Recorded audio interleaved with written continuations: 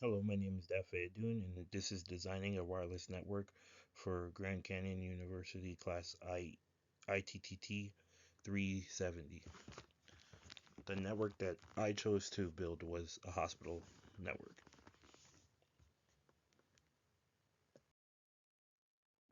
Project Scope. By launching a wireless network, our hospital will effectively transfer patient data via portable devices. Medical and administrative personnel will use this to speed up response times and improve patient care. A new IEEE 802.11 wireless network will take the place of the pre existing proprietary network.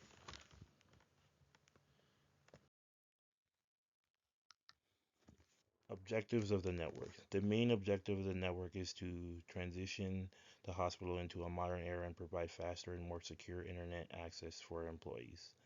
Another objective is to use the new 802.11ax wireless network in place of the proprietary network, establishing the new wireless network so that the hospital staff can scan barcodes on patients' wristbands and then receive all of the patient information and data stored within those barcodes. This network will be faster and more secure and able to connect to more devices while covering a broader area of the hospital. The design of the wireless network will provide beneficial to the hospital because it's specifically catered how for high congestion and a hospital facility. Intended users. The hospital's doctors and medical professionals are the objective projected intended users. All designated employees will have access to iPhones and other wireless devices that connect to the network, enabling them to be reached at any time and have access to medical records in case of an emergency or to check up on a patient. In addition to this, IT project managers, data analysis, and engineers, the original implementation managers of the new network, along with hospital administrative staff, will have access to the network. That access will be somewhat limited in the sense of the implementation managers, but going forward as going forward within going forward, IT project managers, data analysis, doctors and nurses, and other medical staff and administrative staff will have full access. Design assumptions. Several elements must be considered when you're developing this new network, particularly replacing the outdated network with a newer network and making it work seamlessly. The network will use the IEEE 802.11ax due to its more closely regulated frequency spectrum. The 802.11ax provides a rates greater than giga, 2 gigabytes per second. To provide excellent coverage, the network will have all of the required access points in the appropriate locations. Signals will be sent and received by the WAN controller. The WAN controller, many access points may be managed more easily from a single control point, facilitating seamless roaming for wireless devices while they are moving. Unauthorized users won't be able to access the network. The network's hardware will communicate using the 5 gigahertz frequency. Equipment needs. The hospital needs enough Ethernet cables, modems, and routers and switches to connect and build the network. Several routers and switches will be connected to the modem through the Ethernet connection, enabling connectivity for a large number of devices. Um, a server room, a server room, a server room patch panel will be connected to the wall-mounted Ethernet jacks. The hospital will require a hub in order for numerous additional devices such as printers, laptops, and other smart devices to connect to the same local network. Hubs also will improve the signal strength and at a particular physical location. The hospital's new proposed network must meet global industry standards. The proprietary network must be taken down as soon as possible, and the new network implemented seamlessly. The network also must have the power to transmit data that is scanned via the barcodes on the wristbands. Speed requirements. For the electronic health records system to function, it's essential to the hospital to have enough strong broadband capabilities. Large hospitals should have a minimum of 1,000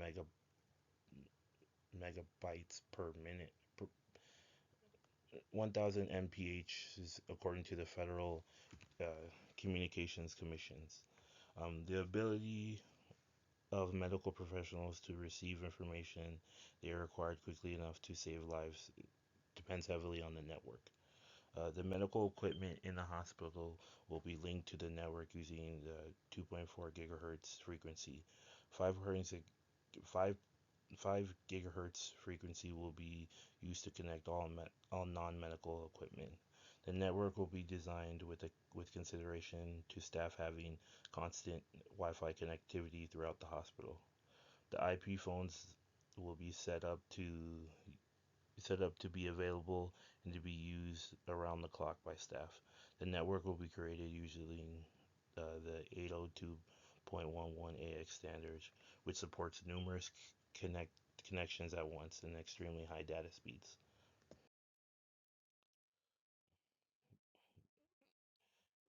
Quality of service. Implementing quality of service is the next set of duties after designing and building the wireless network. Um,